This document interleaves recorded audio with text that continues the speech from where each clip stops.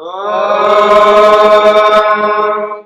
भूर्भुवः स्वः तत्सवितुर्वरेण्यं भर्गो देवस्य धीमहि धियो यो नः प्रचोदयात्।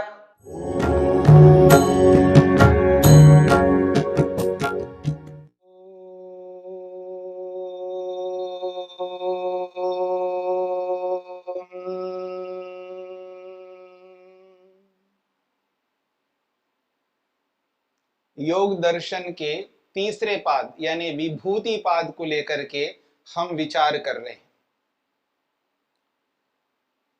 तीसरे पाद के 13वें सूत्र को लेकर के चर्चा हो रही है, परिणामों को लेकर के। सूत्र है एतेन भूतेन्द्रियेषु धर्म लक्षण अवस्था परिणामा व्याख्याताः।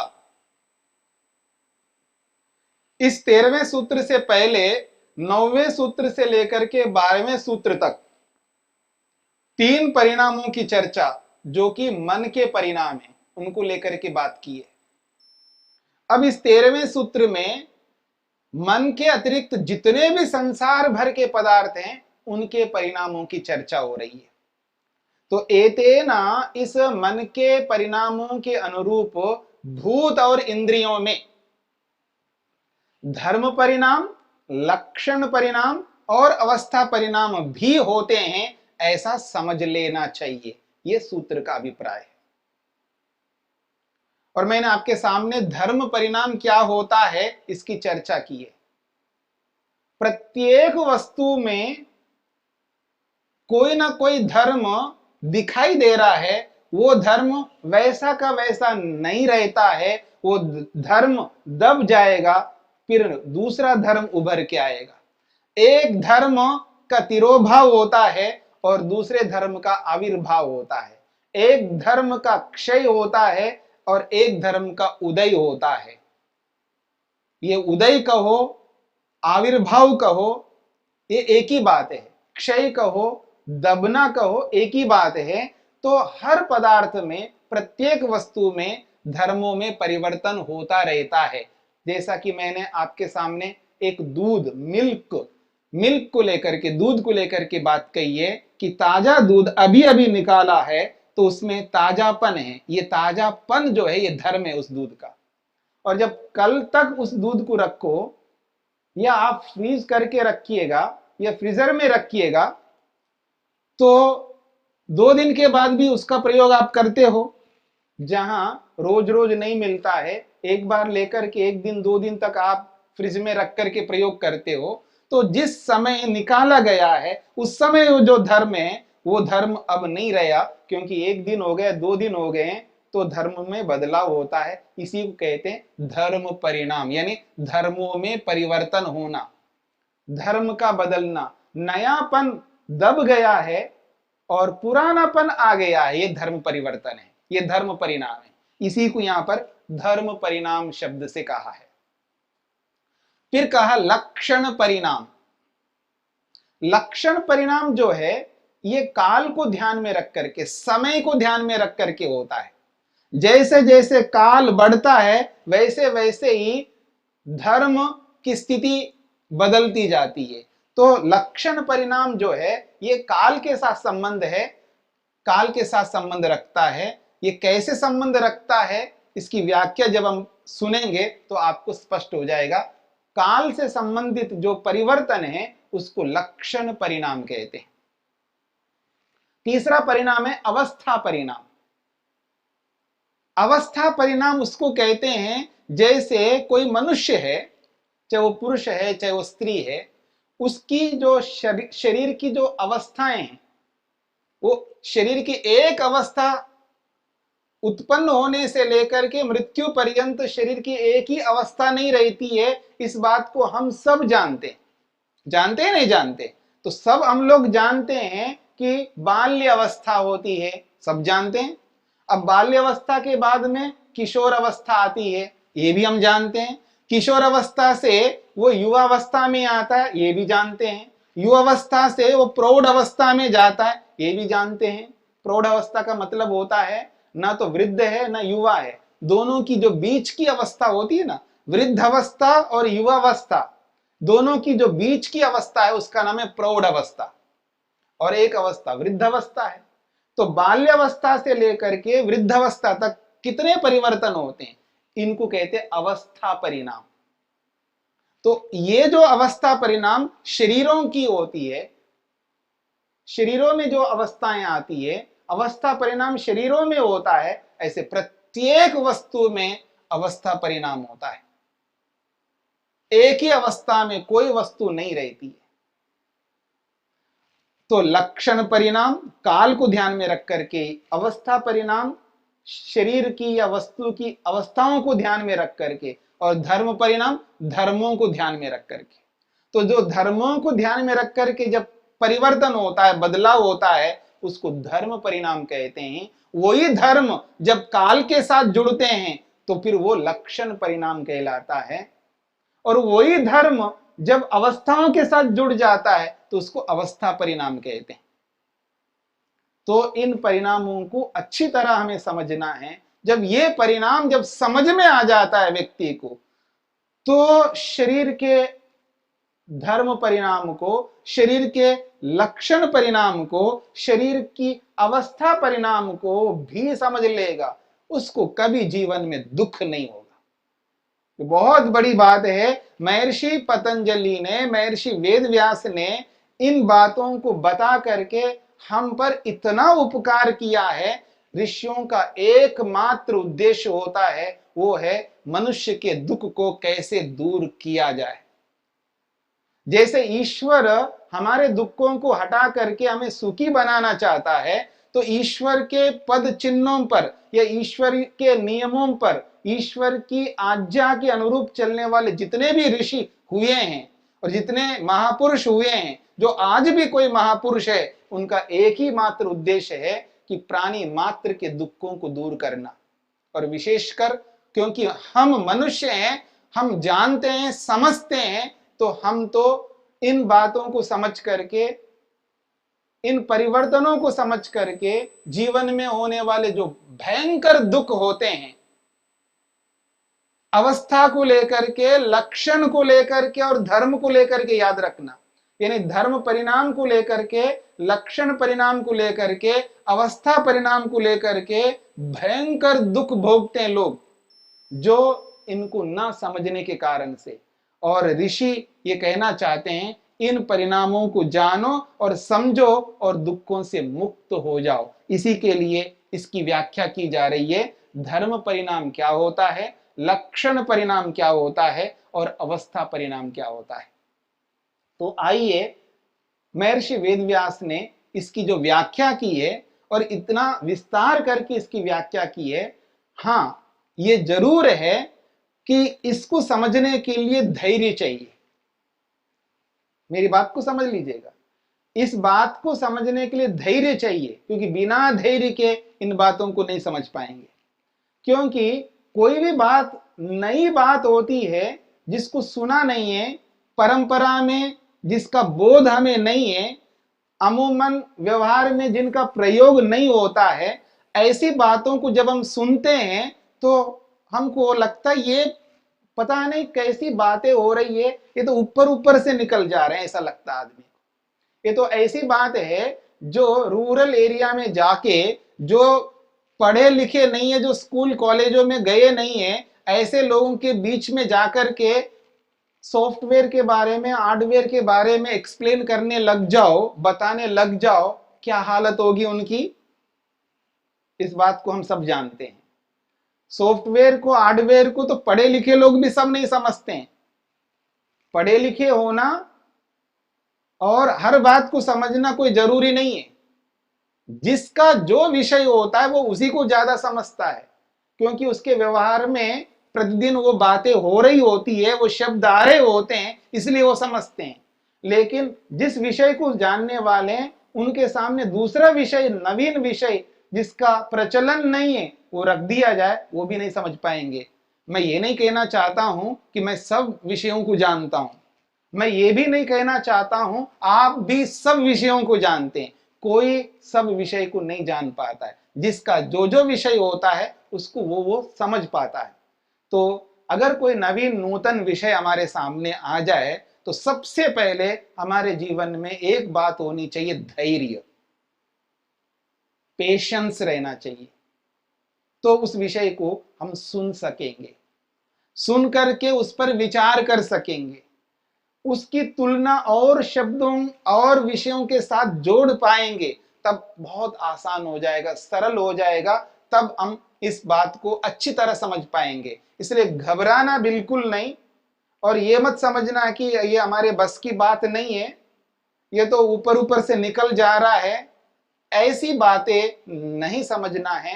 क्योंकि भूमिका इसलिए मैं बता रहा हूं आपके सामने, क्योंकि किसी के मन में ये बात आ सकती है, क्या ये बातें समझने के योग्य हैं, क्या इनको समझेंगे नहीं तो हमारा उद्धार नहीं होगा, ऐसे किसी के मन में आ सकता है। इसलिए मैं बात कहना चाह रहा हूं, महर्षि पतंजलि योग में ये बात कह रहे हैं, इसका मतलब समझने योग्य है, तभी तो कह रहे हैं। मेरी बात को समझने का प्रयत्न करिएगा। यदि ये योग का विषय नहीं होता, समझने योग्य नहीं होता, तो महर्षि पतंजलि क्यों कहेंगे, और महर्षि वेदव्यास इसकी व्याख्या विस्तार से क्यों करेंगे? इसका अर्थ है ये हम सबको समझना है, ये समझने योग्य है, इसके बिना हमारा उद्धार भी नहीं होगा, ये भी समझ लीजिएगा। क्योंकि ये धर्म परिणाम, लक्षण परिणाम, अवस्था परिणाम के यदि समझेंगे तो सबसे पहले हम अपने शरीर को समझेंगे, और जो व्यक्ति शरीर को समझेगा उसका आधा रास्ता तय हो जाएगा। मेरी बात समझने का प्रयत्न करिए, ये बहुत बड़ी बात है, छोटी मोटी बात नहीं है। जो व्यक्ति शरीर को समझ लेगा ना, क्योंकि शरीर तो बेस है, आधार है, मुक्ति को, मोक्ष को, अपने उद्देश्य को पूरा करने के लिए शरीर बेस है, आधार है। और शास्त्रों में भी बताया, धर्म अर्थ काम मोक्षाणाम आरोग्यम मूलम उत्तमम। ये तो शरीर जो है ये तो आधार है हमारे लिए। तो इन परिणामों को समझेंगे तो सबसे पहले शरीर समझ में आएगा, और जिसको शरीर समझ में आएगा वो अपना रास्ता आधा तय कर लेगा, बाकी आधा रास्ता अपने आप तय कर लेगा। तो ये बहुत जरूरी है, इसलिए धैर्य से, पेशेंस रखते हुए इन बातों को समझने का प्रयत्न करना। एक बार में, दो बार में, तीन बार में, चार बार में, कभी तो समझ में आएगा। मैं एक मोटी बात करता हूं आपके सामने। मोबाइल्स हैं ना आजकल, जो एंड्रॉइड के, एप्पल के अलग अलग जो मोबाइल आ रहे हैं, आज से 20 साल पहले चले जाइएगा। 20 साल पहले ये मोबाइल जितने भी हैं समझ में आते थे हमको, और जब पहली बार टच स्क्रीन वाले मोबाइल आए तो किसी को इतना समझ में आता था। लेकिन जो घबराता रहा टच स्क्रीन वाले मोबाइल को हाथ में, नहीं मैं नहीं चला सकता, और आज कैसे धड़ल्ले से चलाता है आदमी। क्यों? बार बार उसका प्रयोग करता आ रहा है, बार बार उसको समझने का प्रयत्न करता है, और समय लगाता है उसको समझने के लिए, समझ में आ जाता है। तो कोई भी बात समझ में ना आए, और वो भी मनुष्य को, याद रखना, मनुष्य के द्वारा बताए जाने वाले विषय मनुष्य को समझ में ना आए तो फिर और किसको समझ में आएंगे? क्योंकि हमारे समझने योग्य बातें हैं, और हम नहीं समझेंगे फिर कौन समझेंगे? तो समझने का सामर्थ्य सबके अंदर है, उस सामर्थ्य को पहचानना है, उस सामर्थ्य को उभारना है, याद रखना। क्योंकि सामर्थ्य जो है दबा हुआ रहता है कई बार, यही तो बता रहे थे यहां पर। ये भी एक धर्म है, याद रखना। समझने का धर्म सबके अंदर है, वो धर्म अगर दबा दिया हमने तो क्या होगा? समझेंगे नहीं। इसलिए बात समझनी है। ये हंसने वाली बात नहीं है, समझने वाली बात है। हंसते हुए इसलिए बता रहा हूं ताकि आपको ये प्रतीति होगी, हाँ ये जरूरी है, समझना है। नहीं तो समझने का सामर्थ्य हम दबाएंगे और ना समझने का सामर्थ्य को उभारेंगे। तो ये जो दबना और उभरना है ना, ये भी हमारे जीवन के साथ जुड़ा हुआ है। इस बात को लेकर के समझने का प्रयत्न करते हैं। एतेना पूर्वोक्तेना, महर्षि वेदव्यास ने सूत्र में जो एतेन शब्द आया है उसको स्पष्ट करते हैं। एतेन अर्थात पूर्वोक्तेना, चित्त परिणामेन, स्पष्ट कर दिया बिल्कुल। एतेन अर्थात पूर्वोक्तेन चित्त परिणामेन, यानी इस 13वें सूत्र से पहले 9वें सूत्र से लेके 12वें सूत्र तक जो चित्त के परिणाम बताए गए हैं, उन सभी परिणामों की ओर संकेत कर रहे हैं एतेन इस शब्द से। तो एतेन पूर्वोक्तेन चित्त परिणामेन, पूर्व में 9वें सूत्र से लेकर के 12वें सूत्र तक जो मन के परिवर्तन बताए हैं, उन्हीं परिवर्तनों के समान धर्म लक्षण अवस्था रूपेण भूतेन्द्रियेषु धर्म परिणामो लक्षण परिणामो अवस्था परिणामश्च उक्ता वेदितव्यः। वो कहते हैं जैसे मन के परिणाम होते हैं, वैसे ही परिणाम भूतेन्द्रियेषु, भूतों और इंद्रियों में, भूत का मतलब स्थूल भूत और सूक्ष्म भूत, इंद्रिय का अर्थ है कर्मेंद्रियां, ज्ञानेन्द्रियां, मन, अहंकार और महतत्व, इन सबको इंद्रिय शब्द से कहा। तो भूतेन्द्रियेषु, भूतों और इंद्रियों में इस चित्त परिणाम के अनुरूप धर्म परिणाम, लक्षण परिणाम और अवस्था परिणाम होता है, ऐसा समझ लेना चाहिए, ये कहना चाह रहे हैं। तो कहते हैं शब्दों को समझने का प्रयत्न करिएगा। एतेना अर्थात पूर्वोक्तेन चित्त परिणामेन, पूर्व कहे हुए मन के परिणाम के अनुरूप धर्म लक्षण अवस्था रूपेण, और वो परिणाम कैसे हो रहे हैं दूसरे पदार्थों में, धर्म लक्षण अवस्था के रूप में। किन में हो रहे हैं? भूतेन्द्रियेषु, भूतों और इंद्रियों में। उसी को स्पष्ट किया, धर्म परिणाम, धर्म परिणाम के रूप में, लक्षण परिणाम, लक्षण परिणाम के रूप में, अवस्था परिणाम, अवस्था परिणाम के रूप में। उक्ता इति वेदितव्या, कह दिया गया है, ऐसा समझ लेना। अर्थात उनमें धर्म परिणाम, लक्षण परिणाम और अवस्था परिणाम होते हैं, जैसे मन में परिणाम होते हैं, ये बात कही जा रही। तो ये स्पष्ट हो रहा है कि 3 परिणाम बताए जा रहे हैं। प्रत्येक वस्तु में 3-3 परिणाम होते हैं, ये धर्म परिणाम, लक्षण परिणाम, अवस्था परिणाम के रूप में। अब एक एक परिणाम को समझा रहे हैं वो कैसे होता है, और उदाहरण रखा जा रहा है मन को, क्योंकि मन के बारे में पहले बता दिया है, तो मन को उदाहरण बना दिया। जैसे मन में ये परिणाम समझ में आ जाएंगे, मन में धर्म परिणाम कैसे होते हैं, मन में लक्षण परिणाम कैसे होते हैं, और मन में अवस्था परिणाम कैसे होते हैं, तो मन को ध्यान में रख करके बताया जाएगा। फिर मन के अनुरूप बाकी समस्त पदार्थों को बताएंगे। तो कहते हैं तत्र व्युत्थान निरोध यो अभिभव प्रादुर्भावो धर्मिणी धर्म परिणाम। वो कहते हैं तत्र व्युत्थान निरोधयो अभिभव प्रादुर्भाव, जो 9वें सूत्र में बात कही है ना, उसी बात को यहां पर संकेत कर रहे हैं। व्युत्थान निरोधयो धर्मयो, एक व्युत्थान धर्म था और एक निरोध धर्म था। ये दोनों धर्म किसके हैं? मन के। तो कह रहे हैं व्युत्थान और निरोध, इन 2 धर्मों में क्या होता है? अभिभव प्रादुर्भाव, यानी व्युत्थान धर्म अभिभव हो रहा है, यानी दब रहा है, और निरोध धर्म प्रादुर्भूत हो रहा है, उद्बुद्ध हो रहा है। और ये धर्मिणी, ये किस में हो रहा है? धर्मी रूप मन में, क्योंकि धर्म मन के है तो धर्मी बनेगा मन, क्योंकि धर्म मन के हैं तो धर्मी कौन होगा? मन ही होगा। तो धर्मी रूप मन में होने वाले ये 2 प्रकार के धर्म हैं। कौन से हैं? व्युत्थान धर्म और निरोध धर्म। ये धर्म को लेकर के बताया, यानी धर्म परिणाम कैसे होता है। तो मन के धर्म परिणाम बताए जा रहे हैं। 2 धर्म है मन के अंदर। जब संक्षेप किया है धर्मों को, तो 2 धर्म, एक व्युत्थान धर्म और एक निरोध धर्म। तो व्युत्थान धर्म जब उभर जाएगा तो निरोध धर्म दब जाएगा, निरोध धर्म उभर जाएगा तो व्युत्थान धर्म दब जाएगा। तो ये 2 धर्म है, और ये दोनों धर्म मन रूपी धर्मी में रहते हैं। ये मन रूपी धर्मी के धर्म परिणाम कहलाते हैं। ये स्पष्ट हो रहा है ना? मन रूपी धर्मी में होने वाले 2 धर्म हैं, एक का नाम व्युत्थान धर्म और दूसरे का नाम निरोध धर्म। यह है धर्म परिणाम। जैसे मन में होते हैं, ऐसे ही धर्म परिणाम दुनिया के संसार भर के पदार्थों में होते हैं। ये बात कही जा रही है। तो धर्म परिणाम आपके सामने आ गया है। अब कह रहे हैं लक्षण परिणामश्च। अब लक्षण परिणाम को समझाया जाएगा। लक्षण परिणाम क्या होता है?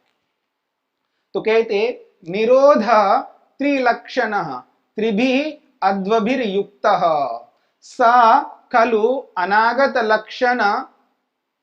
लक्षणम अध्वानं प्रथमं हित्वा धर्मत्वम अनतिक्रांतो वर्तमान लक्षणम प्रतिपन्ना।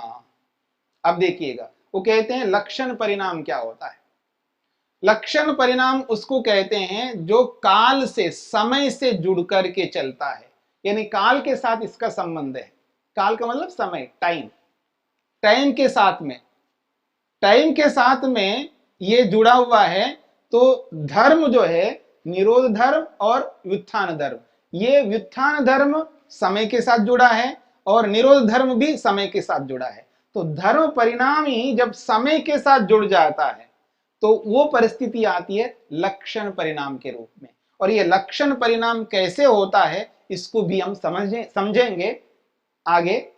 इसको यहीं पर विराम देते हैं।